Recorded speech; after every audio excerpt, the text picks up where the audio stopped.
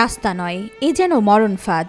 রাস্তার এই চিত্র দেখলে বোঝার উপায় নেই এটি সত্যি মানুষের চলাফেরার জন্য তৈরি হয়েছে কিনা। গর্ত, কাদা আর পানি সব মিলিয়ে পুরো রাস্তাটি পরিণত হয়েছে এক দুর্ভোগের রাজ্যে। হাঁটু সমান কাদা জলে এই দুরবস্থার মধ্য দিয়ে প্রতিদিন চলাফেরা করছেন হাজারো মানুষ।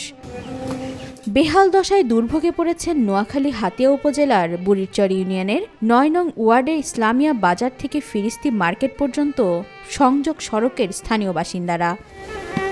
বর্ষা এলেই এই দুরবস্থা চরমে ওঠে। হাঁটা চলাই যেখানে মুশকিল, সেখানে রিকশা বা মোটরসাইকেল চলাচল তো দূরের কথা।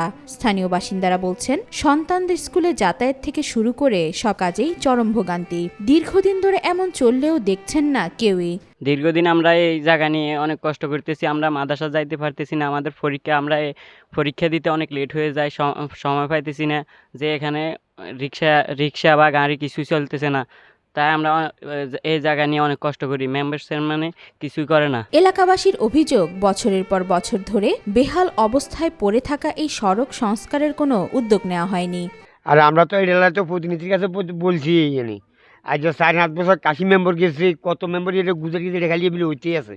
ওইতে যায় যে এতটা বছর আবহাওয়া না, ওর মানুষের রোদে মোদে এমনি বেগুন কত রিক্সা না আটকেও গেছে, বহুত রিক্সা হতিন আটকেও ঠেলতো ইয়েন্দি গাঁ গুঁ যায় ব্যাগ নিয়ে আটকে যাগুন।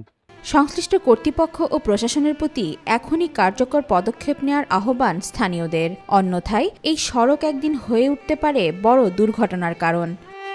ওয়াহিদা পারভিন, ঈশিতা, আজকাল।